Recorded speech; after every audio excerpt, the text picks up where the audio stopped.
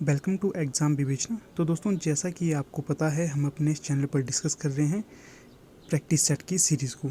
इस वीडियो से पहले भी हमने इसके बहुत से पार्ट्स डिस्कस कर लिए हैं। अगर अभी तक आपने उन्हें विजिट नहीं किया है तो डिस्क्रिप्शन बॉक्स में जाइए, वहाँ पर आपको प्लेलिस्ट मिल जाएगी। फिर सभी वीडियोज़ को एक बार अवश्य विजिट करना ताकि आपको इनका क्रम पता चलता रहे। इसी के साथ आपको ये भी बता देता हूँ, हमारी टीम के द्वारा TGT Hindi, PGT Hindi, LT TET, LT commission के लिए कोर्स लॉन्च कर दिए गए हैं। अगर आप इंटरेस्टेड हो तो संपर्क कर सकते हो। तो उनका आपको नंबर भी, व्हाट्सएप नंबर डिस्क्रिप्शन बॉक्स में मैंने दे दिया है। अगर आप ज्वाइन करना चाहते हो तो अवश्य संपर्क करना। तो चलिए ज़्यादा समय न लेते हुए वीडियो को स्टार्ट कर देते हैं। तो देखिए, प्रश्न संख्या है 66। तो इसमें क्या पूछा गया है, लंदन किस नदी के किनारे स्थित है। इम्पॉर्टेंट प्रश्न है आपकी आगामी परीक्षा के लिए। तो यहाँ पर आपने सही विकल्प का चयन करना है। थोड़ी समय के लिए मैं रुक जाता हूँ। तो सही विकल्प होगा 167 का। तो ये हो जाएगा विकल्प 166 का सही विकल्प हो जाएगा टेम्स। टेम्स नदी के किनारे बसा हुआ है लंदन शहर। याद रखिएगा, इम्पॉर्टेंट है, नदियों से एक प्रश्न आता ही है। अगला है 167, भारत की किस देश के साथ सबसे लंबी अंतर्राष्ट्रीय सीमा बनती है। बहुत ज़्यादा महत्वपूर्ण प्रश्न है, बहुत बार रिपीट होता है ये।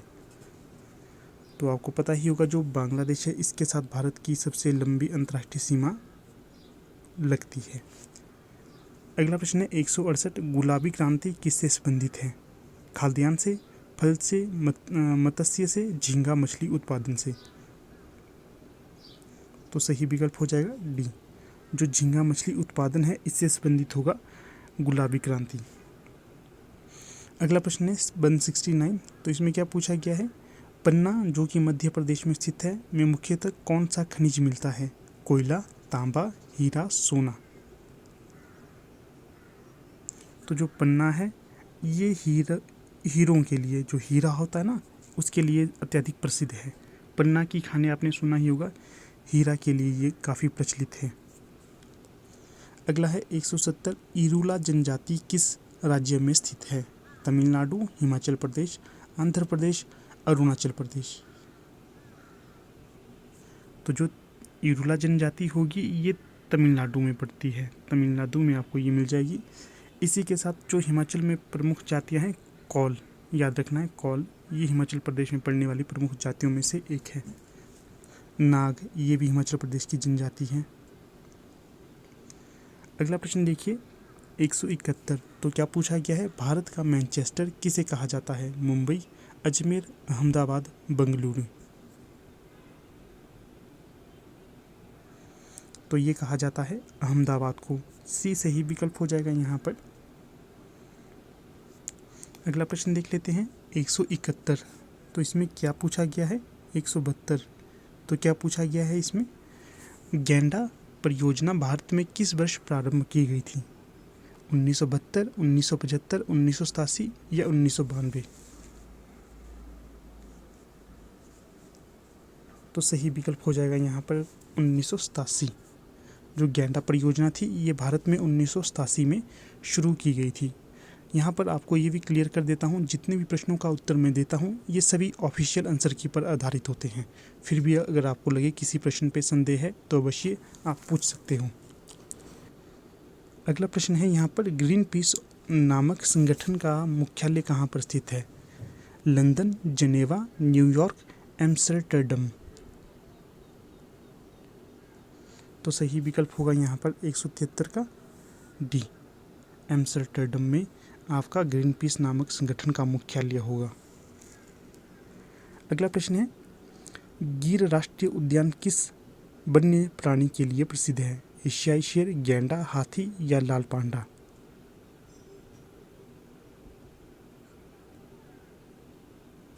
तो ये हो जाएगा एशियाई शेर, ए सही विकल्प हो जाएगा यहाँ। अगला प्रश्न है 175, भारतीय संविधान के किस अनुसूची में केंद्र और राज्यों के बीच शक्तियों के बंटवारे के बारे में वर्णन किया गया है। 5वीं सूची, 6ठी अनुसूची, 7वीं अनुसूची, 8वीं अनुसूची। तो सही विकल्प हो जाएगा 7वीं में। अगला प्रश्न देखिए 176, भारतीय संविधान के किस अनुच्छेद के अंतर्गत नागरिकों के लिए एक समान नागरिक संहिता का उल्लेख किया गया है? अनुच्छेद 40, 44, 45 या 51?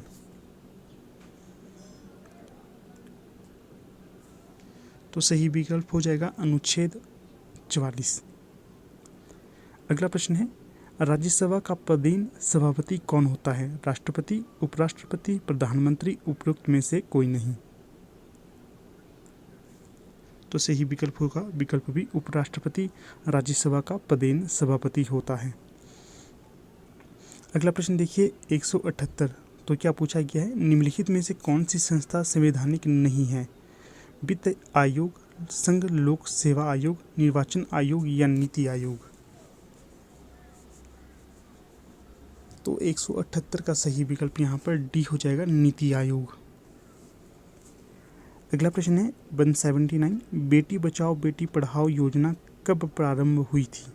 2007, 2011, 2015 या 2016? तो इसका सही विकल्प हो जाएगा सी, 2015 में बेटी बचाओ बेटी पढ़ाओ परियोजना को शुरू किया गया था। अगला प्रश्न है यहाँ पर 180। इसमें पूछा गया है, कृषि आय पर कर किससे संबंधित होता है? केंद्र सरकार से, राज्य सरकार से, स्थानीय निकाय से, उपयुक्त में से कोई नहीं? तो सही विकल्प हो जाएगा 180 का विकल्प बी, राज्य सरकार का होता है। अगला प्रश्न देखिए, गेहूं कौन सी फसल है? रबी, खरीफ, जायद या इनमें से कोई नहीं? तो ये हो जाएगी रबी, जो गेहूं है ये रबी फसल है। अगला है, वर्मी कल्चर किससे संबंधित होगा? मत्स्य पालन से, केंचुआ पालन से, अंगूर की कृषि से या फिर मधुमक्खी पालन से? तो 182 का सही विकल्प बी, केंचुआ पालन से। अगला प्रश्न है 183। बेकिंग सोडा का रासायनिक नाम क्या है? Sodium bicarbonate, copper sulphate, sodium chloride या सोडियम हाइड्रोक्साइड? सोडियम हाइड्रोक्साइड सही विकल्प बताना है 183 का। तो ये हो जाएगा विकल्प 1, सोडियम बाइकार्बोनेट बेकिंग सोडा का दूसरा नाम है या रासायनिक नाम है। तो अब हम डिस्कस करेंगे 184 को। क्या पूछा गया 184 में? कॉपर और जिंक से मिलकर कौन सी मिश्र धातु बनती है? सोल्डर, कांसा, पित्तल या गन मेटल? तो सही विकल्प हो जाएगा पित्तल। कॉपर और जिंक से पित्तल बनता है। अगला है, मानव शरीर की सबसे छोटी अस्थि का नाम क्या है? फीमर, सार्टोरियस, स्टेपीज या इनमें से कोई नहीं? तो सबसे छोटी होगी स्टेपीज।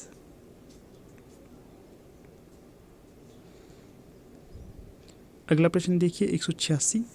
तो क्या पूछा गया है 186 में? महिमा पुस्तकालय कहाँ पर स्थित है? नाहन, सोलन, चंबा या शिमला? तो ये हो जाएगी आपकी नाहन में स्थित। इंपॉर्टेंट प्रश्न है ये भी। जनगणना 2011 के अनुसार हिमाचल प्रदेश की जनसंख्या घनत्व कितना है? 123, 109, 115, 121? तो ये है 1, 2, 3, 123। याद रखना 1, 2, 3 2011 के अनुसार हमारी जनगणना होगी। अगला है, हिमाचल प्रदेश के प्रथम लोकायुक्त कौन थे? 188 का सही विकल्प कौन सा होगा? तो ये हो जाएगा विकल्प ए, न्यायाधीश TVR टटाचारी। अगला प्रश्न देखिए 189। क्या पूछा गया है? निम्न में से माघी त्योहार किसे कहते हैं?